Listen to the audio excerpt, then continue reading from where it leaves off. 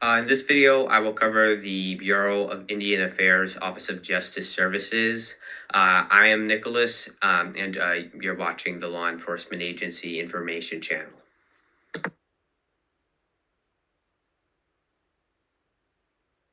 The Bureau of Indian Affairs Office of Justice Services, or BIA, OJS for short, also commonly but informally known as the Bureau of Indian Affairs Police, or more simplified, the U.S. Indian Affairs Police, is a full-service, civilian-staffed, uniformed United States federal law enforcement agency that falls under the Bureau of Indian Affairs, or BIA for short, which falls under the U.S. Department of the Interior, or DOI for short, which falls under the greater executive branch of the U.S. federal government. The BIA OJS is primarily responsible for enforcing federal laws regarding Indian country and providing law enforcement and emergency services to the approximately 567 federally recognized Indian tribes and their respective reservations throughout the United States. Now, it especially focuses on policing Indian reservations that essentially lack their own independent police forces. However, it's more often it's that these reservations essentially don't have enough funding to hire enough officers, and for that reason often can't provide efficient policing to their reservation. So it's more often that case than that the reservation doesn't have a police force, because most federally recognized Indian reservations do have their own respective police force. However, many reservations struggle to hire enough officers because they lack funding. And that is a very common case. So, for example, a tribal police force, it may not have enough funding to hire its own dispatchers. And for that reason, BIA OJS, it would most likely provide its own police dispatchers for that reservation. So they do very often provide direct services to these reservations that either, lack their own police forces or lack enough officers to carry out law enforcement efficiently. But some specific duties of the BIA OJS would include patrolling federally recognized Indian reservations and federally recognized Indian reservation roads, responding to emergencies at or nearby federally recognized Indian reservations, such as reports of suspicious activity, domestic violence, burglary, car accidents, pretty much any real incident or emergency that can happen out there. And then also, of course, investigating crimes taken on BIA property or involving the BIA in some sort of way. And when I say BIA property, that primarily includes, since the majority of BIA property is Indian reservations, that primarily is referring to Indian reservations themselves. Anyways, and then also, providing court services and attending federal court hearings, and occasionally also tribal court hearings when requested. Providing 24/7, security and operation to BIA correctional facilities, and occasionally also to tribal jails when requested by whatever, specific tribal agency is operating that jail. And then, also working with fellow law enforcement agencies, such as the FBI, tribal police departments, the DEA, ATF, etc., particularly during joint exercises or operations, or during task forces. So, those are the primary duties of the BIA OJS. Additionally, the BIA OJS, it also occasionally enforces tribal laws, municipal laws, county ordinances, and state laws when authorized to do so. However, it primarily enforces federal laws regarding Indian country. In addition to that, the BIA OJS, it also oversees tribal police forces, for which the BIA OJS actually provides funding to.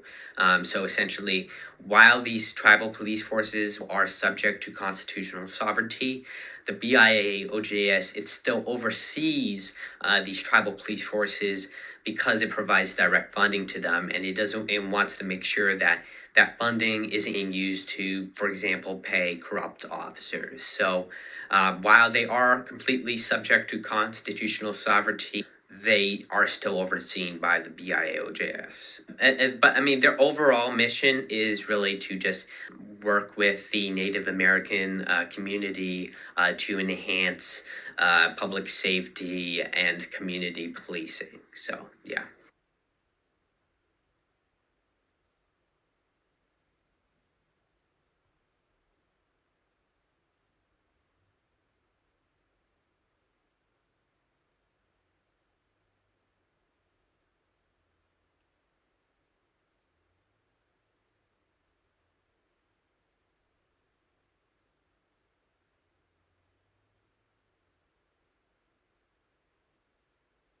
The BIA OJS, or BIA Police, was formally established in 1869 as the Federal Indian Police. It was established when BIA official or agent Thomas Lightfoot hired the first few police officers to protect a group of Indian reservations. Or I shouldn't say the first few, because again, there were police officers. The BIA, it had existed before this. The BIA, it was founded in 1829. It had existed before this. And there were police officers protecting Indian reservations before this. However, the reason why this really marked the start of the BIA's police's history itself is because this was the first time that the BIA itself had hired a police officer to protect Indian reservations. Beforehand, it was really just sheriff deputies and county constables hired by these Indian tribes to protect their reservations. There were never really federally recognized tribal police officers before 1869. So, in a way, the BIA police, it was actually the first tribal police force in the United States formally.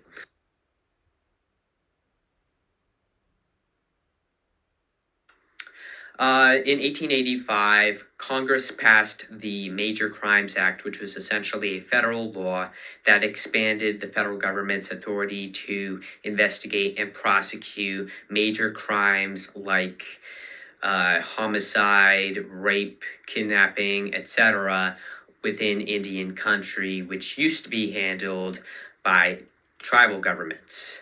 So, moreover, what this essentially did was it transferred these crimes from tribal jurisdiction to federal jurisdiction.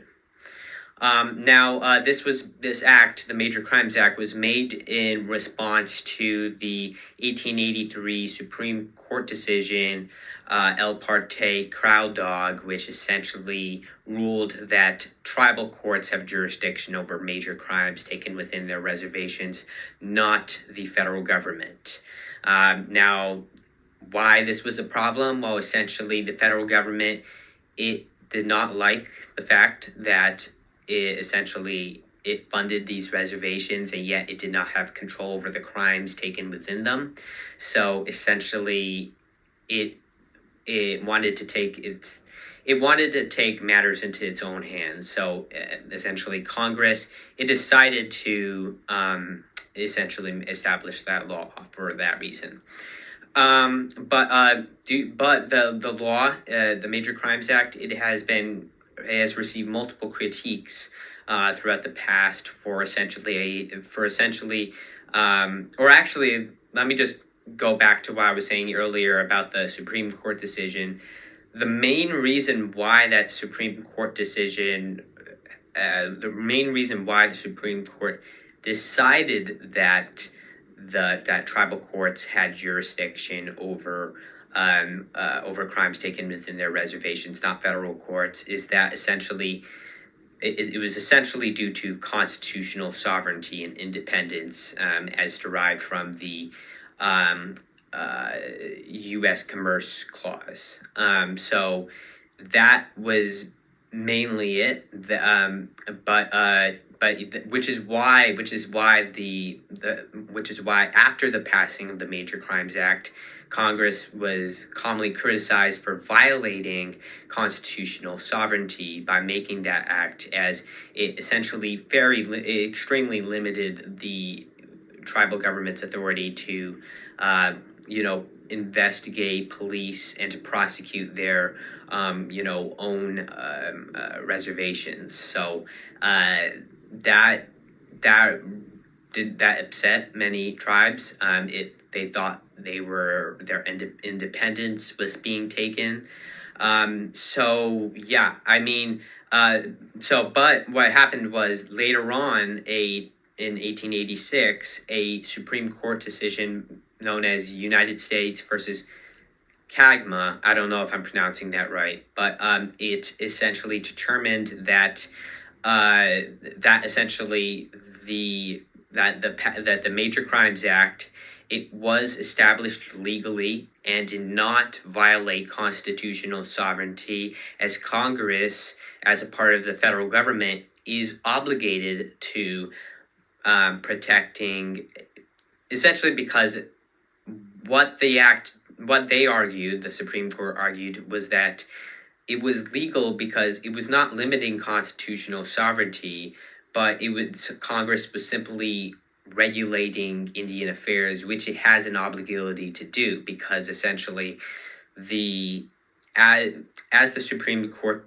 described it, the federal government, and including Congress, are essentially the guardian wards, or guardians of the nation, towards Indian tribes. So they have an obligation to protect them, and that includes essentially regulating Indian affairs, such as making laws limiting or controlling who has authority over crimes taken within their reservations in order to protect them. So what's being said here is that while these tribes are domestic dependent nations, as even the Supreme Court has described them in the past, the federal government overall is the domestic, meaning that it has an obligation as the main government controlling the entire nation to protect to protect tribal governments. So if that means investigating crimes, and if that means passing laws that make crimes taken within those reservations federal, then so be it, in order to protect the tribes themselves. Now, this affected the BIA OJS by transferring its primary authority and function from supporting the interests of tribal justice systems to supporting the interests of federal justice systems. Now, this essentially meant that their work would be much more federally directed, and that they would receive much more oversight from the federal government, which limited their ability to essentially support tribes in doing things like executing tribal court orders, and enforcing tribal laws, and essentially anything related to the interests of a tribal justice system. This also meant that they would be much more likely to run into paths of concurrent jurisdiction with fellow federal law enforcement agencies like the FBI. Now, the problem with this is that federal law enforcement agencies like the FBI, at least at the time, were commonly distrusted and disliked by the Native American community due to the fact they were known to have a lack of transparency and accountability towards their operations, and actions. They were also known to use harsh interrogation tactics, profiling tactics, and surveillance techniques against Native Americans in Indian country. This, all in all, was slowly through time, as the BIA-OJS got more used to working with federal law enforcement agencies like the FBI. They began to adapt these tactics in their everyday operations. And now we see a lot of these tactics and techniques, like surveillance techniques, being used during now we see a lot of these tactics, like surveillance, like those related to surveillance that the FBI used. We now see those being trained in BIA OJS training. So they have overall, what this did in summary was it transferred the BIA OJS's primary function from supporting the interests, from supporting tribal interests to supporting federal interests, which essentially teared up the relationship between the BIA OJS and tribal communities. And the BIA OJS, it became essentially like the FBI, a federal, just one of the many federal law enforcement agencies for which Native Americans felt like they could not trust because of their lack of transparency, accountability, and reputation to do everything I said earlier. So yeah.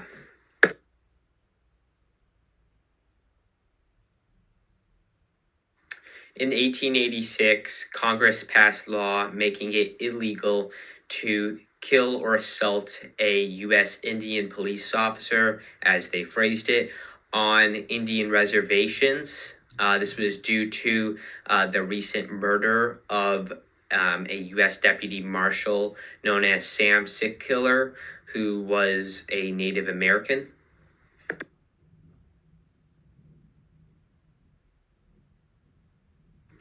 On November 14th, 1894, the first federal Indian police officer, or what is nowadays known as a BIA police officer, was killed. Federal Indian police officer John Redhorse was killed after he had responded to was killed by essentially a group of individuals with clubs after he had essentially responded to a fight between the individuals.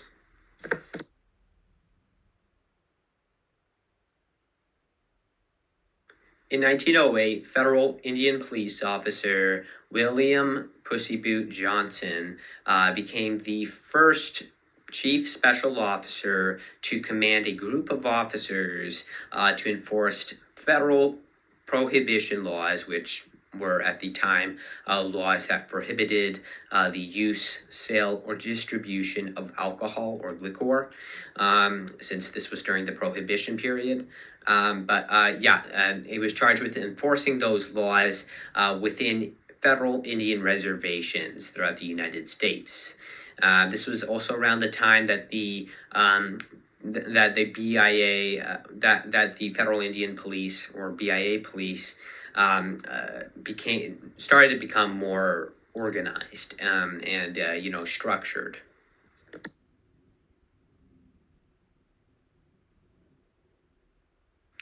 In around 1947, the Federal Indian Police, formally changed its name, to the BIA Police. Now, this was because essentially this was around the time that the BIA formally became known as the BIA. And again, while the BIA itself was founded in 1824. It didn't really, its name was never the BIA until 1947.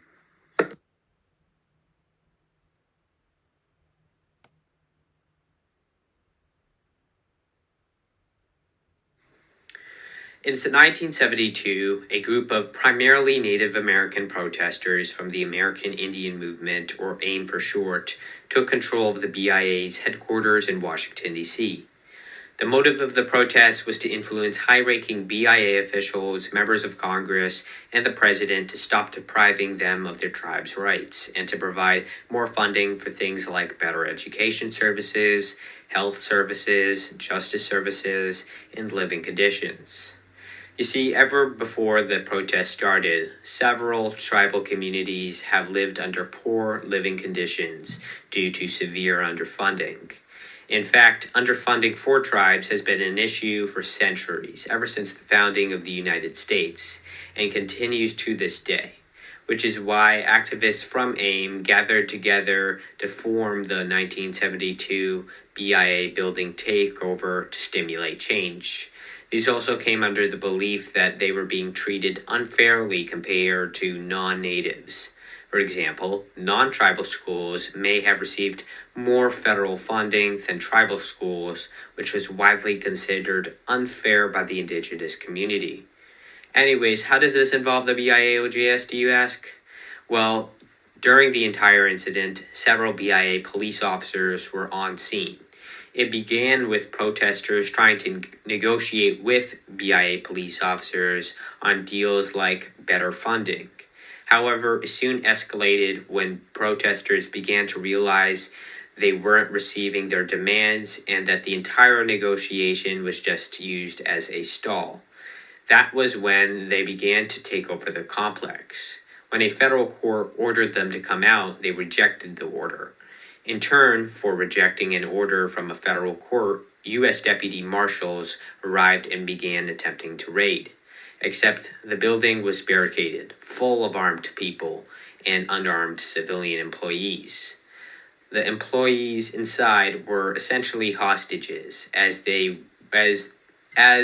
while they weren't referred to as such, the protesters, or de facto hostage takers, refused from letting them in or out in fear police might raid. In addition to trapping the employees, they also had demands which also made it seem like a hostage scenario. This in turn caught the attention of the FBI and other agencies. The standoff lasted 10 days and ended on this 10th day when protesters finally left. The incident caused over $700,000 in damages for the building. Agencies involved in the response include the BIA Police, FBI, U.S. Marshal Service, Federal Protective Service, and D.C. Metropolitan Police Department.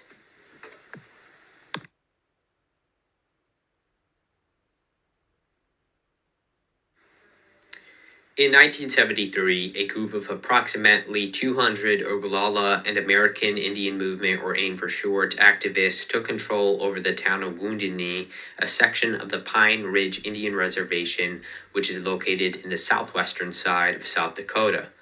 The motive of the incident was to force their tribe's president, Richard Wilson, to resign for whom they believed was corrupt. It was also meant as a message for the U.S. government to stop taking away its rights, fulfill its Native American treaties, and provide it with more self-determination. BIA police officers, along with South Dakota National Guard members, Oglala Sioux tribal police officers, Federal Bureau of Investigation, or FBI for short, agents, and U.S. deputy marshals were involved in attempting to take back the tribe's land. The Oglala and AIM activists took control of the town for nearly 71 days, from February 27th to the day of their seizure, to May 8th, the day in which the FBI agents reached a deal. The event ended after FBI negotiators were finally able to reach an agreement with the activists in which they surrendered and were arrested by U.S. deputy marshals who confiscated their weapons. The truce was in some forms reached as it was forced to when the incident caught national media attention.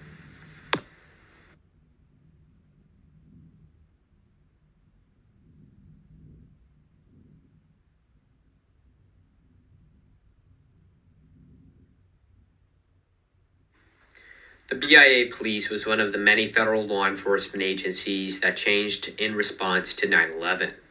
While there weren't any formal changes for the BIA police, it did, like most agencies, begin enhancing its collaboration with other agencies, especially the FBI.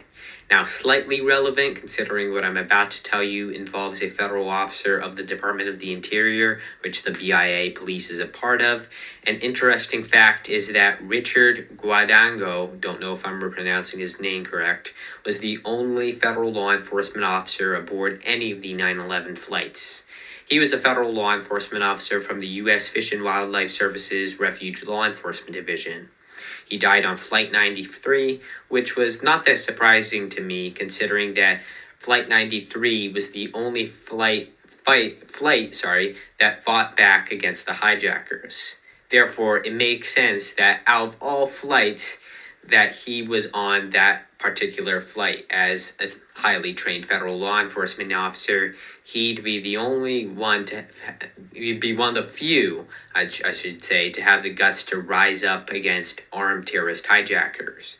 In fact, he probably was one of the first people, my guessing be, if not the first, on that flight to rebel.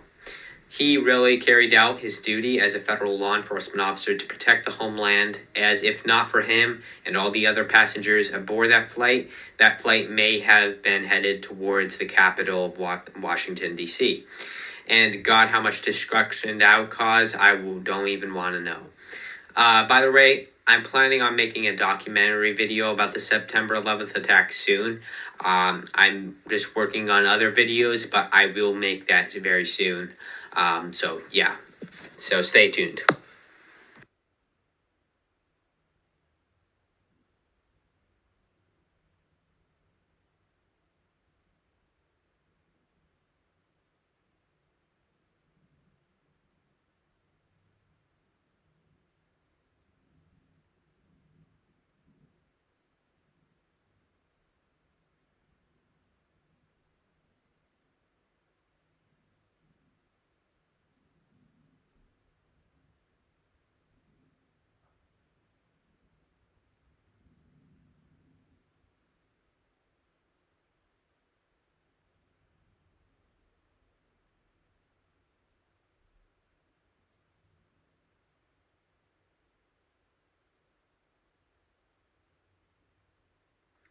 The BIA OJS has overall or legal domestic wide jurisdiction throughout the United States and its individual territories to investigate crimes taken on BIA property or against the BIA in some sort of way. It maintains primary jurisdiction and authority over BIA properties, which consist in over 36 U.S. states. Thus, you will most likely only see the BIA OJS within areas for which they have property within. That is unless they are actively pursuing a criminal or carrying out a active investigation. Other than that, you will generally only see them within areas for which they have property within. Now, anyways, onto authority. BIA police officers and special agents have full authority to carry firearms, issue warrantless arrests, and carry out warrants both on duty and off duty throughout their respective jurisdiction, which I highlighted earlier. The BIA correctional officers, they also have the authority to issue warrantless arrests and occasionally carry out warrants when authorized to do so. However, they cannot carry firearms, at least on duty. Off duty, they may be able to under the Law Enforcement Officers Protection Act. However, in general, when carrying out actual duties on duty, they will not carry firearms. Now I'm referring to BIA correctional officers here. But they derive their jurisdiction and authority from Title 25 of the U.S. Code.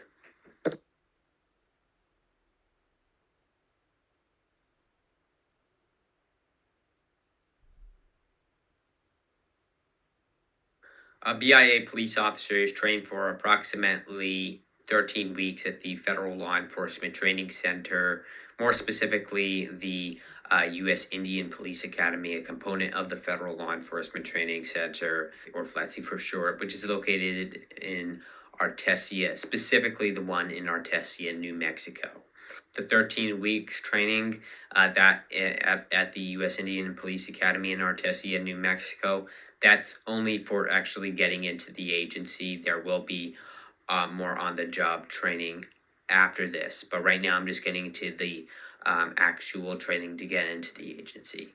But some specific tactics covered, or some specific tactics areas of coverage that you will be trained in during BIA police training include firearm tactics, physical and fugitive apprehension tactics, emergency vehicle tactics, hands-on techniques, the law, courtroom demeanor, agency policies, warrant execution procedures.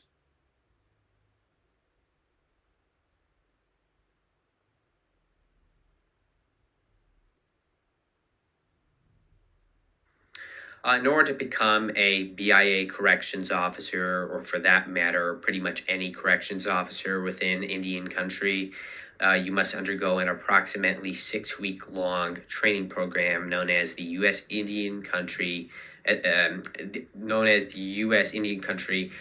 Corrections Officers Training Program, which is located at the U.S. Indian Police Academy, component of the Federal Law Enforcement Training Center, or FLETC for short, in Artesia, New Mexico.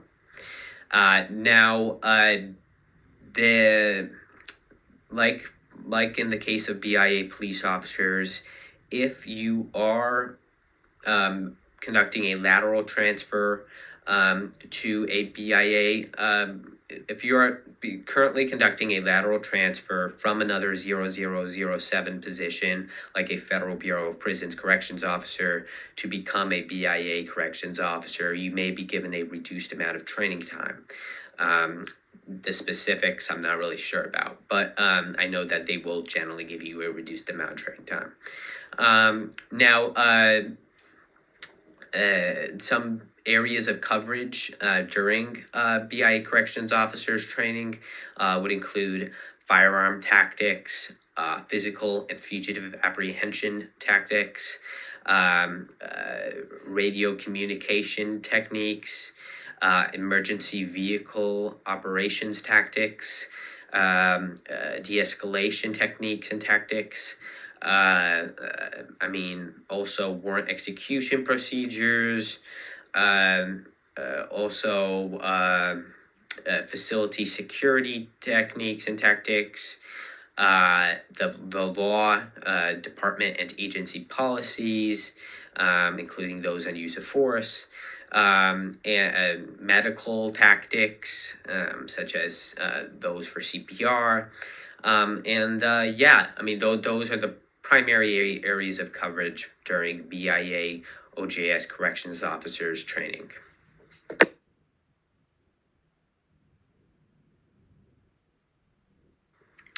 BIA special agents train for approximately 10 weeks at the Federal Law Enforcement Training Center, or FLETC for short, in Glencoe, Georgia.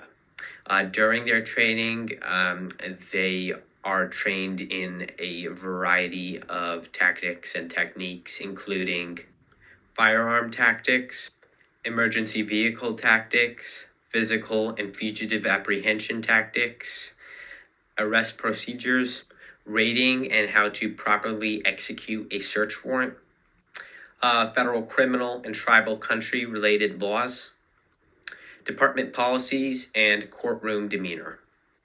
Additionally, after agents get into the agency, they also undergo on-the-job training, which includes how to find, collect, and use evidence without breaking department policies or the law, filming tactics, criminal investigative tactics, foot and vehicle surveillance techniques, security for important officials, interrogation techniques, and other more agency-specific tactics.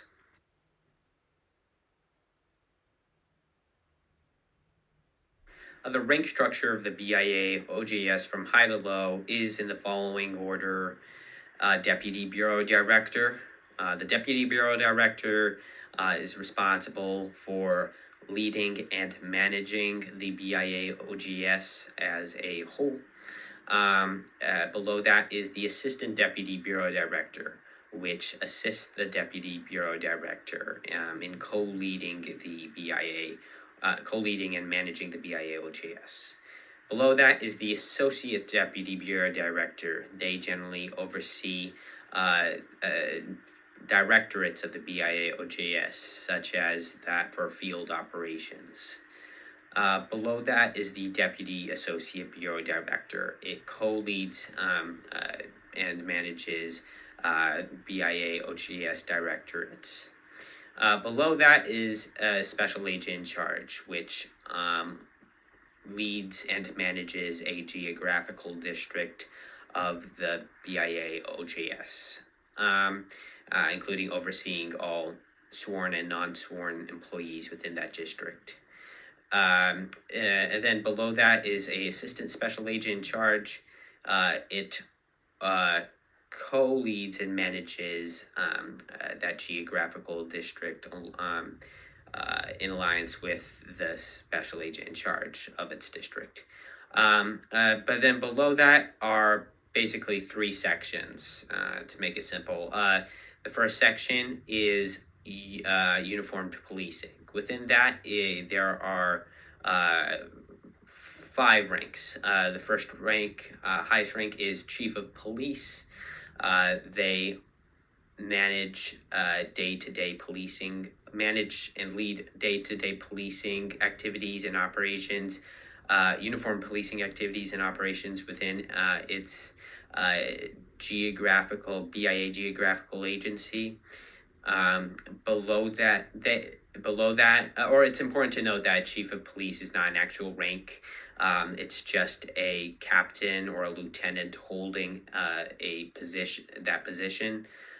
Generally, it's a captain or a lieutenant that holds the rank of a Chief of Police. But anyways, below that is a captain.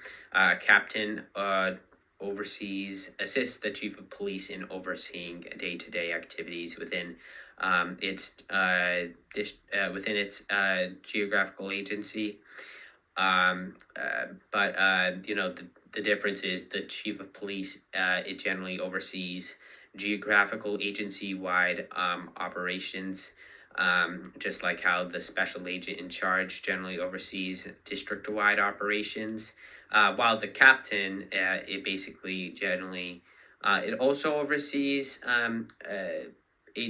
geographical agency-wide operations. However, it may also just focus more specifically on certain areas, such as overseeing lieutenants, sergeants, and police officers. But then below the captain is a lieutenant. Lieutenants, they oversee sergeants and police officers. They may also lead a specialized unit of a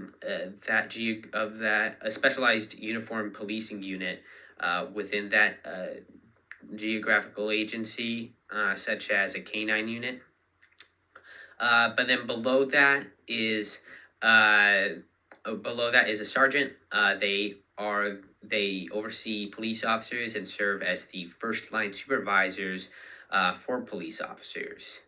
Below that is police officers. They protect BIA lands and other properties within its geographical agency. Then on to investigatory law enforcement. The second section within that is the supervisory special agent, which oversees all investigatory law enforcement matters within its respective BIA geographical agency. But anyways, below that is a special agent. They investigate criminal activities within its geographical agency. But then on to the third section, correctional uniformed corrections. In uniformed corrections, there is from high to low the district supervisory correction specialist. It is generally it's not an actual rank like the chief of police. It's basically just a position held by a captain generally. It is, or a captain, I should specify, because there's a big difference, a captain with high experience who has served within that geographical agency for several years and has, a lot of experience and generally requires a degree. But anyways, it is the highest ranking position and rank within its for corrections within its geographical agency. And then below that is a chief of corrections. It like the district supervisory corrections specialist is not an actual rank. It's just a position held by a captain or less frequently a lieutenant. And they generally, oversee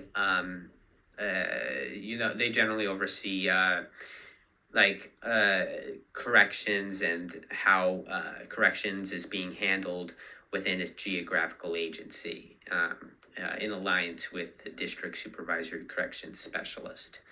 Below the chief of corrections is captain.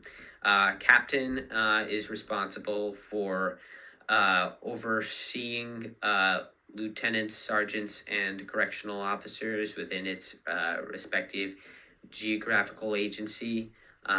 It's a high-ranking position, and below that is a lieutenant. They generally oversee the sergeants and correctional officers within its geographical agency. But just like police lieutenants, they may also lead specialized units, correctional units, more specifically in this case, such as a special response team or K9 unit.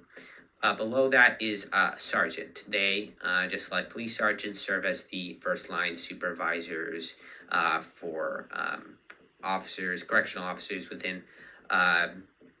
within its geographical agency. And then correctional officers, below that is correctional officers. They simply manage and they simply protect and operate BIA correctional facilities. And they are the entry level rank for corrections. They protect BIA correctional facilities within its respective geographical district. So, yeah.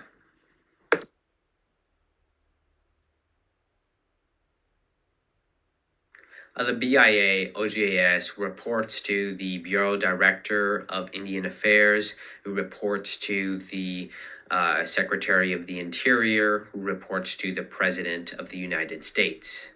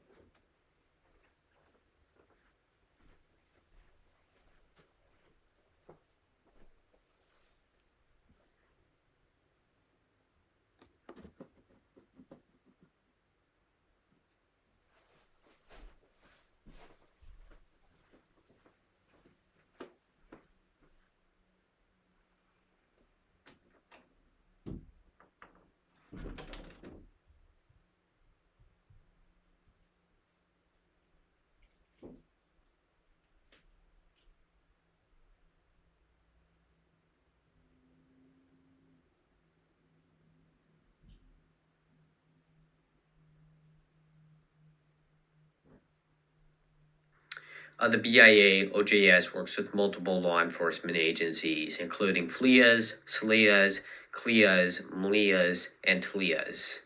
Some law enforcement agencies that they work with, or the most frequently at least, would include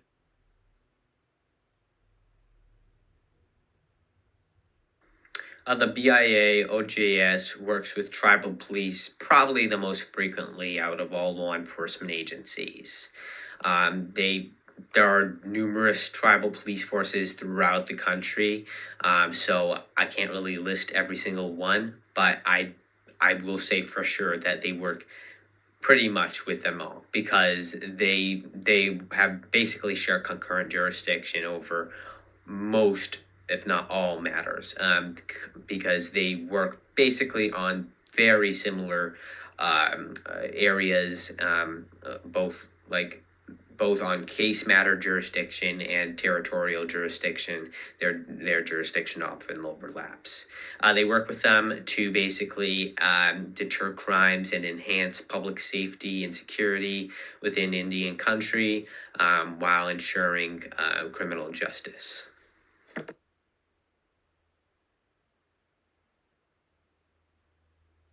Alaska Village Public Safety Officers, or VPSOs, which are indirectly part of the Alaska Department of Public Safety, or ADPS,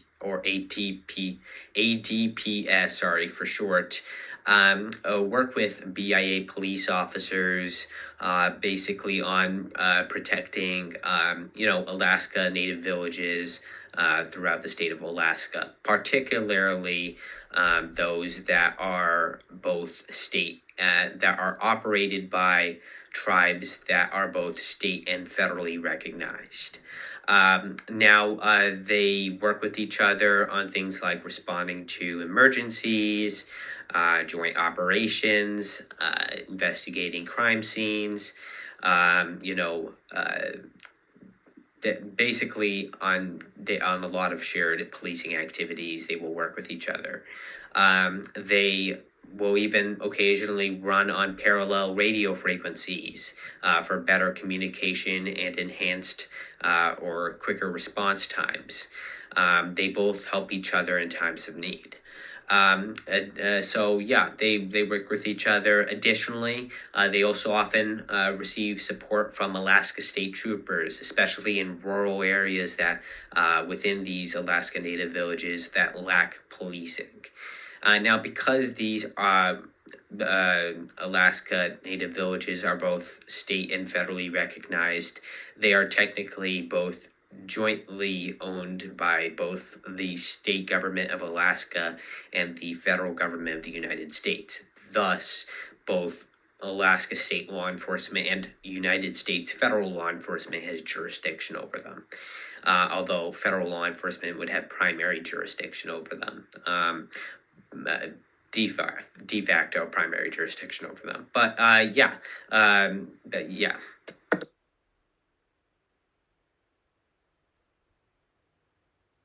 The FBI and the BIA OJS frequently work with each other to investigate serious criminal acts within Indian country. The FBI has jurisdiction to investigate serious felony level violations of federal laws for which they had jurisdiction over enforcing, taken within federally recognized Indian reservations. So this includes crimes like federal organized crimes, acts of corruption, economic crimes, white-collar crimes, and much more. Now, over these crimes, the FBI and the BIA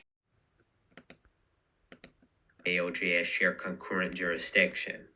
The FBI and the BIA OJS have expanded jurisdiction to investigate these crimes when they are taken by American Indian / Alaska Natives, or AIANs. Or when they are, I should rephrase, when they involve, victimize, or are taken by American Indians / Alaska Natives, or AIANs. Now, this is a part of their overall effort to ensure criminal justice and, justice for the people of Indian country. So yeah. The FBI, is particularly its Evidence Response Team, or ERT, has also conducted joint youth training exercises with the BIA OJS in the past. These youth training exercises are generally held at the U.S. Youth Indian Police Academy, which is jointly managed and operated by the Bureau of Indian Affairs and the Bureau, or BIA for short, and the Bureau of Indian Education, or BIE for short. Additionally, the BIA, OJS, and the FBI, they are both a part of the Operation Not Forgotten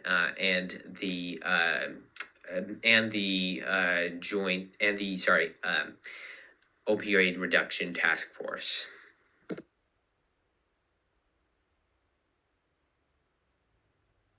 The DEA and the BIA OJS, particularly its Division of Drug Enforcement, or DDE for short, frequently work with each other to investigate federal drug crimes, such as the illicit and illegal smuggling of federally regulated narcotics within Indian country.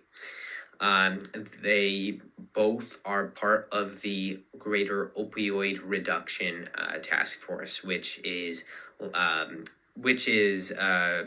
managed by the U.S. Department of the Interior.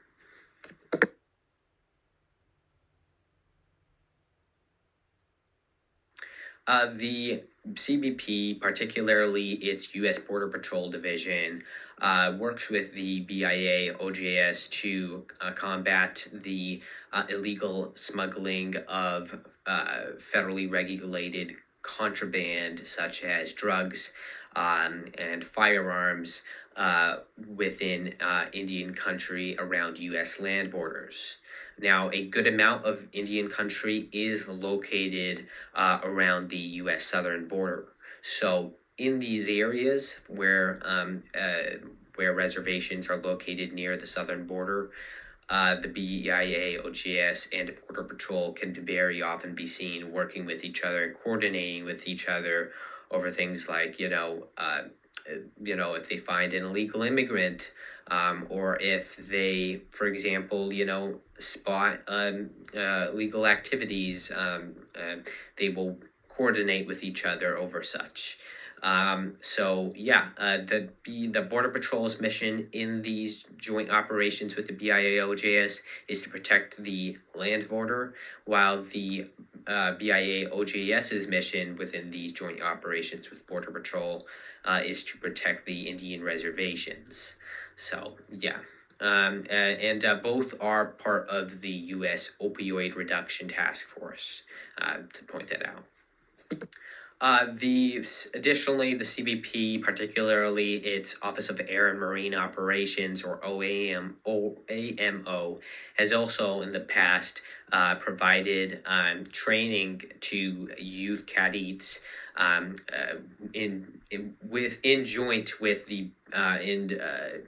jointly with the BIA OJS at the U.S. Youth Indian Police Academy. And so this includes, showing, cadets how they carry out search and rescue operations, showing them how the helicopter works that they fly, informing them about their main duties, and all that other stuff.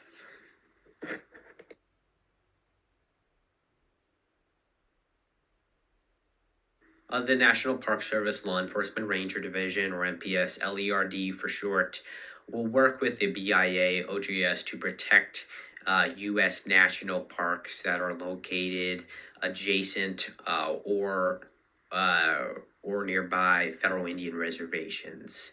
Now, they will work outside these national parks. The National Park Service Law Enforcement Rangers, they will work outside their national parks to protect them, basically by working with BIA police officers within federal Indian reservations over law enforcement duties. So, for example, they may be seen carrying out traffic stops on individuals that may have conducted who may be, drunk or smuggling drugs.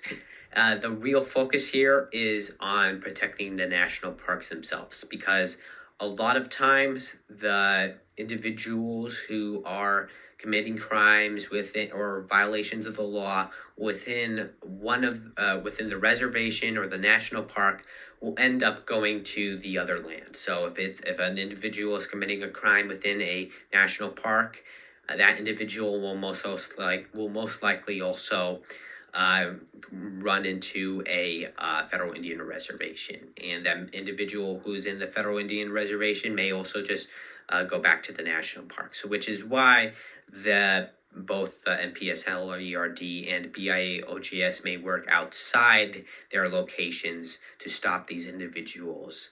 Both actually have broad authority to enforce state law, and especially the National Park Service law enforcement rangers.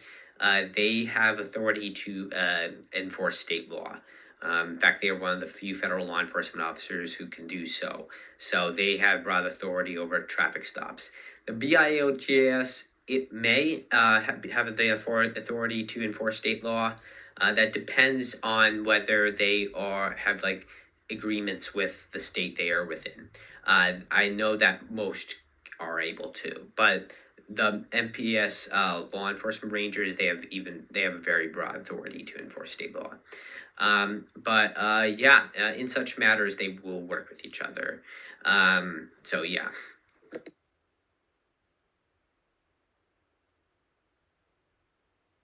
The U.S. Park Police, or USPP for short, will work with the BIA OGS to protect national park monuments that run within or concurrent to federal Indian reservations. Now, they have worked outside these national park monuments along with the BIA OGS to protect them.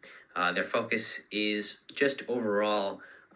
Not only is it it's mainly to protect these national park monuments, but it's also just to preserve the overall, security for historical locations as a member of the U.S. Department of the Interior.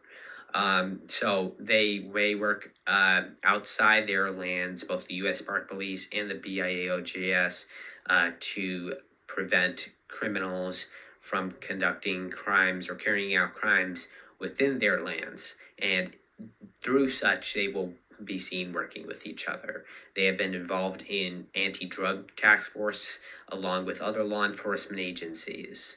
Both of them. Additionally, the U.S. Park Police officers and BIA police officers and special agents have also been deployed to basically Department of the Interior.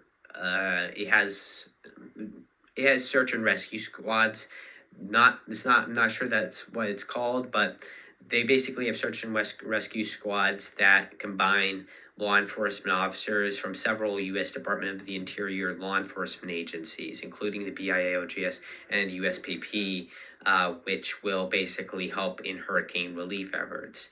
There have been cases where U.S. Park Police officers and BIA police officers and special agents have been involved in the same group, or have been part of the same group, search and rescue group. So, yeah.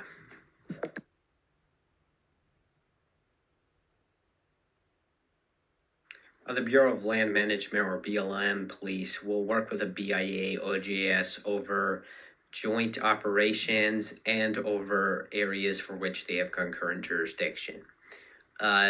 Cases where they have concurrent jurisdiction generally occurs when a BLM land comes into crosses pathways with a BIA land, which is more specifically a federal Indian reservation, which happens, which can happen and does happen. During such cases, Uh, the BLM police, they have been known to basically not only conduct joint operations with the BIA-OGS, but also assist the BIA-OGS in traffic stops, even if it is outside their boundaries, if they believe it is involved with their operation.